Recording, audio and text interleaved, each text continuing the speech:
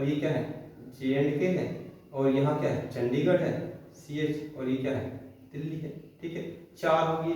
पांचवा क्या है, पांचवा दादर नगर हवेली दमन दीव को एक कर दिया था, दादर नागर हवेली एवं दमन दीव। ठीक है, और छठा क्या है, पांचवा ये, छठा ये क्या है केरल है, तो केरल में 1, तमिलनाडु में 2 और आंध्र प्रदेश में 2। ये 4 जिलों को मिला के पुदुचेरी बोल दिया था। ठीक है, यहाँ पर क्या है लक्षद्वीप है, और यहाँ पर क्या है अंडमान निकोबार द्वीप समूह, अंडमान निकोबार द्वीप समूह, ये NDB ये NDS। ठीक है, तो ये हुआ यूनियन टेरिटरी। कितने हैं, शुरू में 7 थे, फिर 2 जुड़े ये वाले, और बराबर हो गए 9 -1 हुआ रीऑर्गेनाइज एक्ट के द्वारा हो रहा है सारे, अगर ये 8 है। तो ये टॉपिक इस प्रकार से समाप्त हुआ। कोई दिक्कत हो तो बताओ। इस प्रकार से ये आपका रिवीजन कार्य चलता रहना चाहिए। ठीक है, अब आगे बढ़ते हैं। यदि हम आगे बढ़ने की बात करें तो बढ़ना क्या है, धरती मार्ग पे आ जाते हैं, वापस जियो मॉर्फोलॉजी पे आ जाते हैं।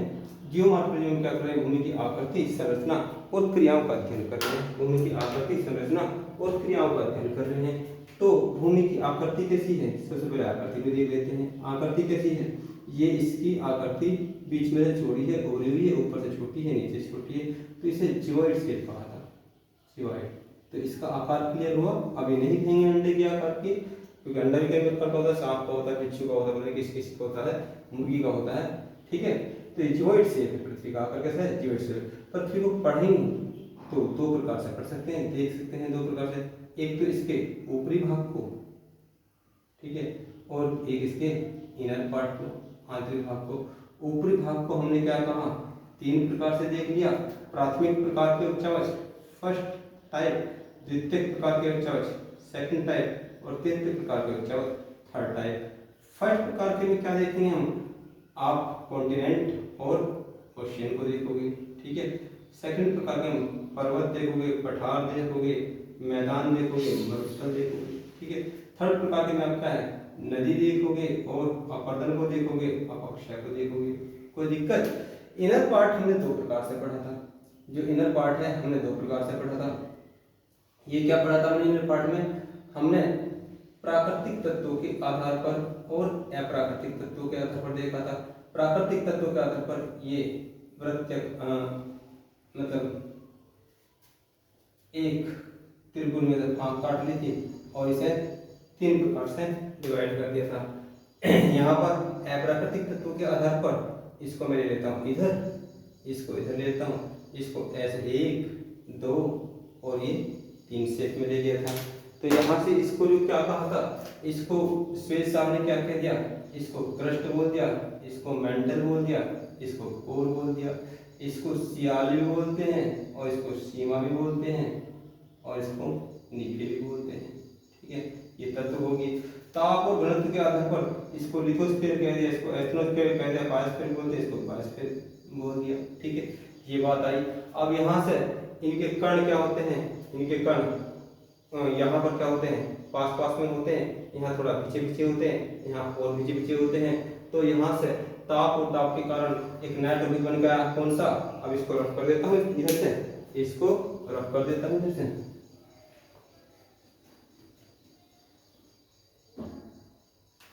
कौन सा आया, गति और ऊर्जा टॉपिक निकल कर आया, गति और ऊर्जा।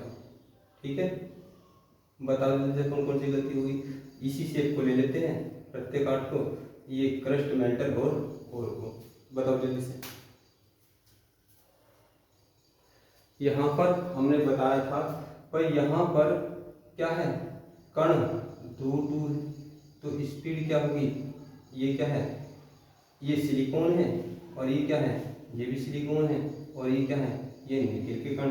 ठीक है, तो यहाँ पर क्या है, दूसरे कण की शीट के हैं, दूसरे कण की शीट के हैं, ये एल्युमिनियम के हैं। यहाँ पर दूसरे कण जो हैं ये किसके हैं, ये मैग्नीशियम के हैं। यहाँ पर दूसरे कण जो हैं किसके हैं, सॉरी यहाँ पर क्या है, ये थोड़ा पीछे पीछे होंगे, यहाँ पर आस पास में होंगे। ठीक है, यहाँ पर आस पास में होंगे और ये क्या है, इसको बनाना पड़ेगा दोबारा से। ये क्या है, ये कण इस प्रकार से है, ये किसके होंगे, ये निकल के होंगे, और फेरस के क्या होंगे, फेरस के भी यहाँ पर इस प्रकार से होंगे। तो यहाँ पर क्या है, सघनता ज़्यादा है, तो ऊपर टेम्परेचर क्रिएट हो जाएगा, ऊपर टेम्परेचर क्रिएट हो जाएगा। यहाँ कौन सा होगा, यहाँ पर ताप कम होगा, यहाँ पर दाब कम होगा, यहाँ पर ताप क्या होगा, मध्यम होगा, और घनत्व क्या होगा, मध्यम होगा। यहाँ पर ताप क्या होगा, अधिक होगा, और घनत्व क्या होगा, वो अधिक होगा। ठीक है, तो इसकी स्पीड कम होगी और इसकी स्पीड क्या है, मध्यम होगी, और इसकी स्पीड क्या है, ये उच्च होगी, तीव्र होगी। ठीक है, तो यहाँ पर एक प्रकार की एनर्जी क्रिएट होगी, यहाँ पर एक प्रकार की एनर्जी क्रिएट होगी, जियोथर्मल एनर्जी। यहाँ पर एक प्रकार की एनर्जी क्रिएट होगी, इलेक्ट्रोमैग्नेटिक एनर्जी। ठीक है, तो ये क्या रहा, ये गति और ऊर्जा से कॉन्सेप्ट निकल के आया। यहीं पर यदि हम बात करें आगे जो हम लेके आए थे डिसकंटिन्यूटी टॉपिक। कौन सा, डिसकंटिन्यूटी। तो डिसकंटिन्यूटी में क्या समझ जाता कि जो पृथ्वी की परतें हैं ना, क्रस्ट मैंटल कोर तो देख लिया, लेकिन आईयूजीसी ये कहता है कि यदि एक परत के गुण दूसरी परत में विद्यमान हो तो इसे क्या कहेंगे, डिसकंटिन्यूटी कहेंगे, असंबद्धता कहेंगे। क्या कहेंगे, असंबद्धता कहेंगे। तो ये डिसकंटिन्यूटी जो है भाई, ये परत क्या है, ये क्रस्ट होगी, ये क्या होगी, ये मेंटल होगी, ये कोर होगी। तो यहाँ पर क्या होगा, यदि हम देखते हैं यहाँ पर देखते हैं तो यहाँ पर ऐसा हो रहा है कि यहाँ पर इधर के गुण भी विद्यमान है, इधर के गुण भी विद्यमान है। तो यहाँ पर इस प्रकार से हम इन परतों को और दो पार्ट में डिवाइड कर सकते हैं। तो इसकी ट्रिक बताइए जी, कौन रपटा, कौन मोह में, है ना, कौन मोह में रपटा गुट बना के, जो गुट बना के रहता है, जिसके मन में लहर चल रही हो, जिसके मन में लहर चल रही हो। तो कोनार डिस्कंटिन्यूटी, मोहविक डिस्कंटिन्यूटी, और रेप्टी डिस्कंटिन्यूटी, और ये क्या है, गुटेनबर्ग डिस्कंटिन्यूटी, लेहमन असंबद्धता या डिस्कंटिन्यूटी। ये कहाँ है, ये तो क्रस्ट के बीच में है, अपर क्रस्ट और लोअर क्रस्ट के बीच में है, क्रस्ट के, है ना, ये क्रस्ट के बीच में है।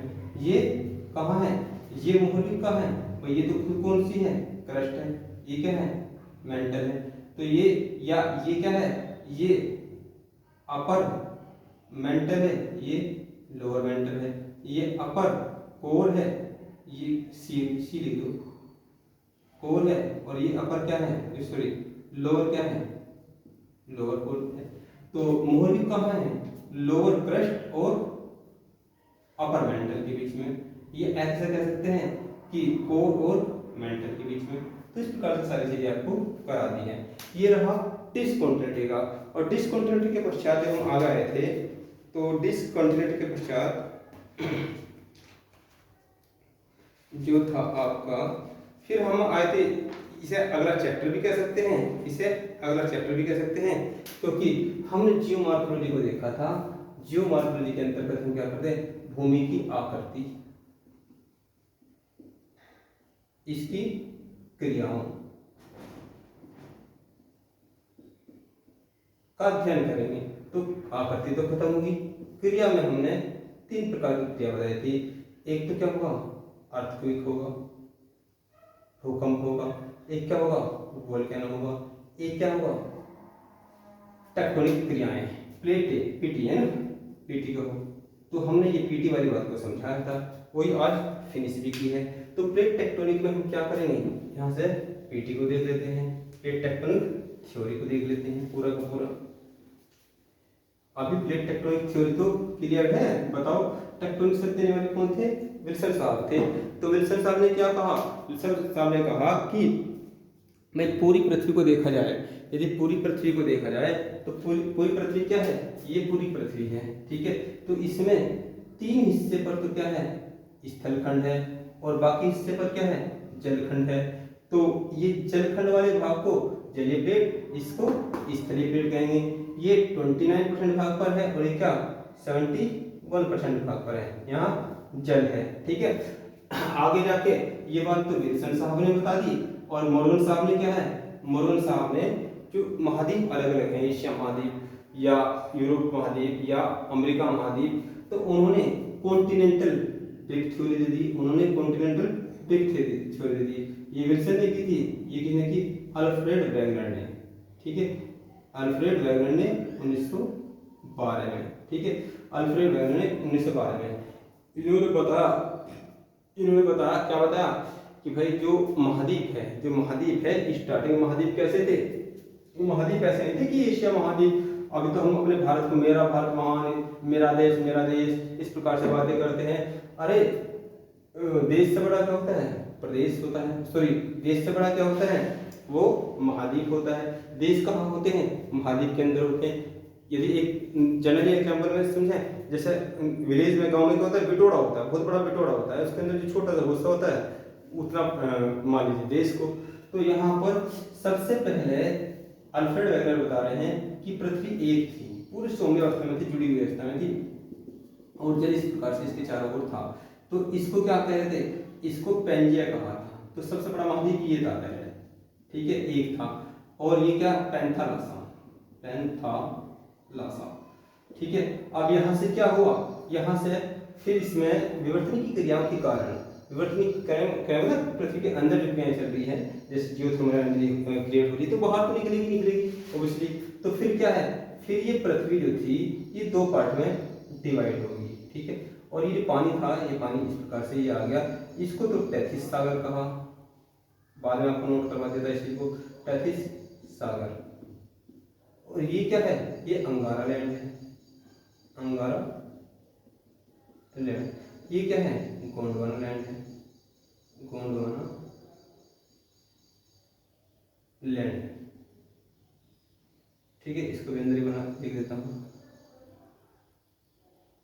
अंगारा लैंड। ठीक है, पेंजिया डिवाइड हो गया और पैंथालासा इस प्रकार से आ गया। अब यहाँ पर क्या है, यहाँ से 3 महाद्वीप बने, यहाँ से 3 महाद्वीप बने, यहाँ से 4 बने। ऊपर का इधर से ले लो, यूरोप, सॉरी एशिया, यूरोप और उत्तरी अमेरिका महाद्वीप। इधर नीचे से ले लो, वही लिख लो, एशिया, यूरोप और क्या है तुम्हारा नॉर्थ अमेरिका कॉन्टिनेंट, 1 2 3। अब यहाँ से हम देखें कौन सा, साउथ अमेरिका कॉन्टिनेंट, और कौन सा है अफ्रीका कॉन्टिनेंट, और कौन सा है आगे ये तुम्हारा ओशनिया कॉन्टिनेंट, और कौन सा है अंटार्कटिका कॉन्टिनेंट। ठीक है, ये सब क्या है, ये गोंडवाना लैंड के पार्ट है। यहाँ पर ये भी आपको बताया था कि भारत का जो नीचे का हिस्सा है, नीचे का हिस्सा जो है भारत का प्रायद्वीपीय भाग जो है, वो प्रायद्वीपीय भाग जो है, तो वो क्या है, वो प्रायद्वीपीय भाग यहाँ पे मेजर करते हैं। जो अफ्रीका महाद्वीप है, अफ्रीका महाद्वीप का ये वाला पार्ट ही तो इस शेप में है, तो ये वाला पार्ट यहाँ खिसका है, इसको चलो यहीं यहाँ इसे गोंडवाना लैंड थोड़ा छोटा कर देते हैं, ये इस प्रकार से है, इस प्रकार से। तो ये क्या दिख रहा है, ये वाला पार्ट इधर खिसका है। प्रतिवर्ष पृथ्वी टेक्टोनिक क्रिया में समझा था 2 से 5 सेंटीमीटर खिसक जाती है।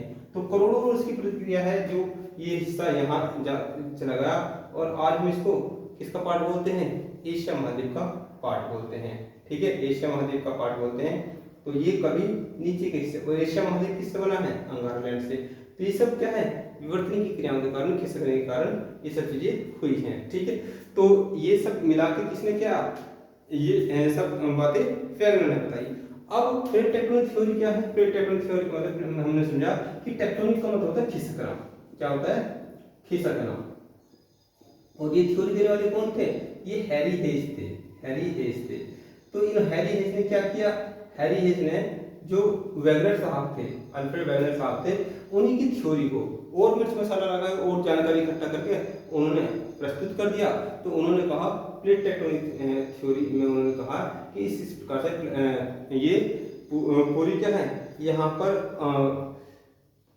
ये प्लेटें आपस में खिसकती हैं। इन्हीं की इस थ्योरी को, इन्हीं की थ्योरी को वैगनर साहब की और इनके डिस्कशन को मॉर्गन ने आगे कर दिया। तो मॉर्गन का जो बातें हैं वो आधुनिक सिद्धांत कहलाती हैं। अब मॉर्गन ने क्या बताया फिर आगे चल के, भाई प्लेटें जो है ना, प्लेटें टोटल जो प्लेटें हैं, टोटल प्लेटें कितनी हैं? टोटल प्लेटें 6 हैं, ठीक है। अब 6 तो बड़ी प्लेटें हैं, 6 तो बड़ी प्लेटें हैं, 20 मध्यम प्लेटें हैं और क्या है, हजारों प्लेटें हैं। क्या है? हजारों प्लेटें हैं, यानी कि इस धरती के वर्तमान में इतने टुकड़े हैं। बिग बैंग थ्योरी में ये भी बताया गया है कि ये टुकड़े होने की प्रक्रिया ये 415 करोड़ वर्ष तक चलेगी, ठीक है। बिग बैंग थ्योरी में ये बताया गया है कि इस प्रकार से टुकड़े होने की प्रक्रिया 415 करोड़ वर्ष तक चलेगी। और ये प्रक्रिया कैसे है?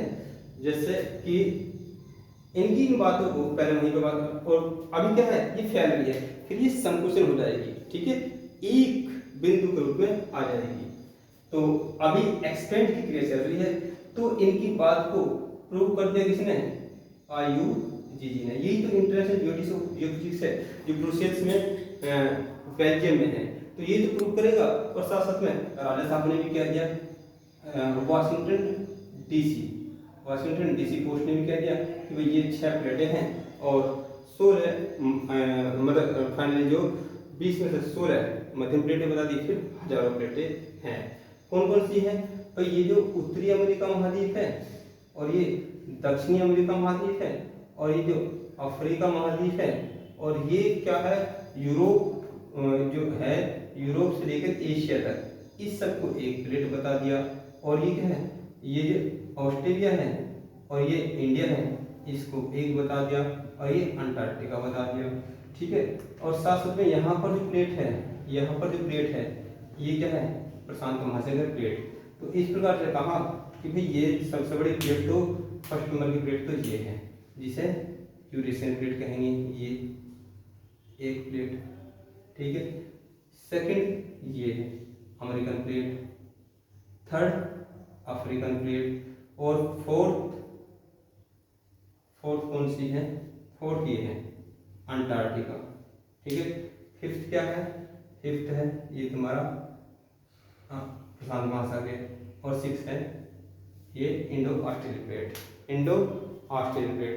यदि नंबर वाइज पूछता है तो नंबर वाइज भी इस प्रकार से आप कह सकते हैं कि ये प्लेटें क्या है, इस प्रकार से है। एक बार चेक कर देता हूँ, हाँ बिल्कुल सही है। अब यहाँ पर आगे चल के क्या है, यदि प्लेटों की खिसकने की बात करेंगे, यदि प्लेटों की हैरी हेस ने ये बताया है कि प्लेटें किस प्रकार से खिसकती हैं प्लेट टेक्टोनिक सिद्धांत में। तो प्लेटें 3 प्रकार से खिसकती हैं। अभी भी तो खत्म किया है चैप्टर, प्लेटें 3 प्रकार से खिसकती हैं, ठीक है। प्लेटें 3 प्रकार से खिसकती हैं, एक तो रचनात्मक प्लेट किनारा होता है, एक क्या हो, विनाशात्मक प्लेट किनारा, और एक क्या है आपका, प्लेटें 3 प्रकार से खिसकती हैं। प्लेटों का खिसकना, ये प्लेट टेक्टोनिक थ्योरी में हैरी हेस साहब क्या बताते हैं, वो बताते हैं कि प्लेटें 3 प्रकार से खिसक सकती हैं। एक तो क्या है आपका रचनात्मक प्लेट किनारा, ठीक है, रचनात्मक। एक क्या है, विनाशात्मक प्लेट किनारा, विनाशात्मक। और एक क्या है, संरक्षी प्लेट किनारा। रचनात्मक प्लेट किनारे में क्या होंगी, प्लेट एक दूसरे की तरफ आएंगी, ठीक है। रचनात्मक प्लेट किनारे में प्लेट एक दूसरे से दूर जाएंगी, ठीक है। यहाँ कौन सा बल कार्य कर रहा होगा, यहाँ अपसारी, ठीक है। विनाशात्मक प्लेट किनारे में क्या होंगे, प्लेटें एक दूसरे की तरफ आएंगी। यहाँ कौन सा बल कार्य कर रहा होगा, अभिसारी बल। कौन सा, अभिसारी बल। और संरक्षित प्लेट किनारे में क्या हो रहा होगा, प्लेटें समांतर निकल जाएंगी, एक दूसरे से समांतर निकल जाएंगी। इधर जा रही है, दूसरी इधर निकल सकती है, ठीक है। एक प्लेट इधर जा रही है और दूसरी प्लेट इधर आ रही होगी, समांतर में, है ना, अंदर समान रहेगा। तो यहाँ किसी प्रकार का कोई निर्माण नहीं होगा। और यहाँ पर क्या होगा, यहाँ पर पर्वत पठार मैदान का निर्माण होगा। यदि महासागर में हो रही है तो कटक का, ट्रेंच का और द्वीप का निर्माण होगा। ठीक है, ये दो रचनात्मक प्लेट किनारे में है। अब यदि विनाशक प्लेट किनारे की बात करेंगे तो ये भी तीन प्रकार से हो सकता है। ठीक है, ये तीन प्रकार से हो सकता है, या तो महाद्वीप कॉन्टिनेंट और ओशियन के बीच में हो जाए। ठीक है, जैसे ये तुम्हारा रॉकी पर्वत का निर्माण हुआ है प्रशांत महासागरीय प्लेट और उत्तरी अमेरिकन प्लेट से। जैसे प्रशांत महासागरीय प्लेट और दक्षिणी अमेरिकन प्लेट से किसका निर्माण हुआ है, एंडीज पर्वत का निर्माण हुआ है। अब ओशियनिक प्लेट और ओशियनिक प्लेट से हो सकता है, जैसे आर्चिपेलागो जापान द्वीप समूह का निर्माण हुआ है प्रशांत महासागरीय प्लेट के अंदर ही, और बहुत सारी प्लेटें हैं। और यहाँ पर ये आपका जब दोनों प्लेटें कॉन्टिनेंट हों, महाद्वीप महाद्वीप प्लेट हों, तो जैसे यूरेशियन महाद्वीप से टकराव होने के पश्चात भारतीय प्लेट के बीच में क्या है, सबसे नवीन मोड़दार पर्वत का निर्माण हुआ है। तो ये रहा पूरा लेक्चर, आपका पूरा रिवीजन हो गया है। अच्छी तरीके से आप देख लीजिए, कहीं कोई समस्या हो, बिल्कुल हमने आपके लिए ये फाउंडेशन बैच लेकर आए हैं यूपीएससी और स्टेट पीसीएस के साथ साथ और गवर्नमेंट के जॉब के लिए, चाहे उसमें एनडीए हो, चाहे उसमें अदर कॉम्पिटिटिव एग्जाम हो, यूपी पुलिस हो, दिल्ली पुलिस हो, ये मैंने पूरा आपको चैप्टर फिनिश करा दिया। अब आगे की क्लास जिन बच्चों को लेनी है तो वो बच्चे हमारे इस नंबर पर कॉन्टेक्ट कर लें, 84 49 30 40 62। मेरा नाम अशोक है। यदि आपको जल्दी है, कोर्स समाप्त करने की जल्दी है, तो मेरे पास मत आना, और यदि आपको सिलेक्शन लेना है तो आप जरूर आना। ठीक है, क्योंकि यहाँ रफा दफा नहीं किया जाएगा, यहाँ ऐसे नहीं कि केवल आपसे पैसे लिए जाएंगे और कोर्स फिनिश करा दिया जाएगा। यहाँ आपको वो चीजें डिलीवर की जाएंगी, अच्छी तरीके से सिखाई जाएंगी। ठीक है, दूसरा, यदि मेरा नंबर नहीं मिल पाता है तो हमारे टेक्निकल हेड है 74 17 50 36 19, ये मोहन सर हैं, इनसे भी संपर्क किया जा सकता है। ठीक है, तो यहीं पर लेक्चर समाप्त करते हैं। अब अगला चैप्टर कौन सा होगा, वो इसी चैप्टर में छुपा हुआ है, क्योंकि पिछली क्लास से अगली क्लास के लिए बेस का काम करेंगे। तो आप ये पहले अच्छे तरीके से देख लीजिए, भले आप पेड कोर्स में आए या फिर आप नॉन पेड में आए, तो पेड में सारा आपको ये मिल जाएगा, पेड में फिर से आपको मिल जाएगा, लेकिन ये करना जरूरी है। ठीक है, इसको अच्छी तरीके से आत्मसात कर लीजिए, और यही स्ट्रेटजी होगी आपके सिलेक्शन की। आपको क्या करना है, आपको 4 पेन लेने हैं। क्या लेने हैं? 4 पेन लेने हैं। काला नीला तो आपके पास रहता ही है, लाल और हरा आपको और लेना है। अब क्या इनका यूज होगा, जो काला पेन होगा उससे आप हेडिंग लगाएंगे, जो नीला पेन होगा उससे आप लिखेंगे, थ्योरी को लिखेंगे, और जो लाल पेन होगा यदि आपको डाउट है अंडरलाइन कर लेंगे। क्या कर लेंगे? अंडरलाइन कर लेंगे। ये बैच आपका मंडे टू फ्राइडे चलेगा, मंडे टू फ्राइडे। ठीक है, ये बैच मंडे टू फ्राइडे चलेगा, और जो सैटरडे संडे होगा वो मैं आपके डाउट लूंगा। सैटरडे संडे सुबह 9 बजे से लेके 10 बजे तक। ठीक है, बच्चे ये भी कह सकते हैं सर मंडे टू फ्राइडे थोड़ा कम मिल जाएगा, झेल तो जाओ, इसका रिवीजन तो कर लो। अब जैसे कि ये चैप्टर है जियोमॉर्फोलॉजी, बहुत काम आएगा आपके, तो अच्छी तरीके से साथ में साथ कर लीजिए। अब नेक्स्ट चैप्टर कौन सा स्टार्ट करते हैं वो हम नेक्स्ट लेक्चर में बात करेंगे आपसे, आप जो बताओगे वो स्टार्ट करेंगे, पढ़ना सब कुछ है। ठीक है, तो मिलते हैं नेक्स्ट लेक्चर में। धन्यवाद।